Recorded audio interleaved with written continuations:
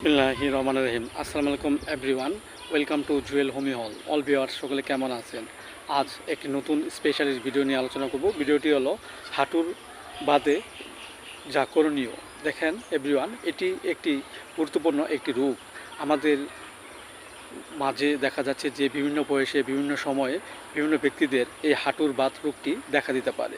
এই হওয়ার কারণ হলো আমরা যদি অত্যধিক পরিমাণে আমাদের যদি শরীরে ঠান্ডা লাগে, কিংবা আমরা যদি অত্যধিক পরিমাণে শারীরিক পরিশ্রম করি, কিংবা প্রমহ জাতীয় কোনো রোগ যদি আমাদের মাঝে এফেক্ট করে, এর ফলে আমাদের হাঁটুর এই বাত রোগটি দেখা দিতে পারে। সো এভরিওয়ান, এই রোগটি আমাদের মাঝে হলে যে লক্ষণগুলো থাকে তা হলো, হঠাৎ দেখা যাচ্ছে যে আমাদের হাঁটু ব্যথা এবং খুব চলাফেরা করলে ব্যথাটা বাড়ে, চুপ করে থাকলে আরাম লাগে, খুব কষ্ট হয় চলতে ফিরতে।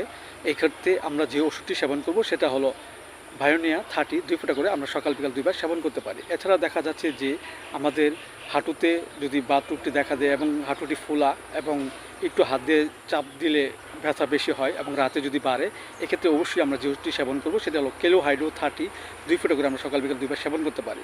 এছাড়া দেখা যাচ্ছে যে আমাদের মাঝে হঠাৎ যদি পায়ে যদি হাঁটুতে যদি আমাদের বাতরোগ দেখা দেয় এবং হাঁটুটি যদি ফোলা থাকে এবং ভীষণ কষ্ট হয় চলাফেরা করতে, এক্ষেত্রে আমরা অবশ্যই যে ওষুধটি সেবন করবো সেটা হলো লিটাম্পাল 30 2 ফোঁটা করে আমরা সকাল বিকাল 2 বার সেবন করতে পারি। পাশাপাশি আমাদের হোমিওপ্যাথিক যে বায়োকেমিক বড়ি ক্যালকুলার 4 6 4 টি চিবি আমরা হালকা গরম কুসুম পানি সহ সকাল বিকাল 2 বার সেবন করতে পারি।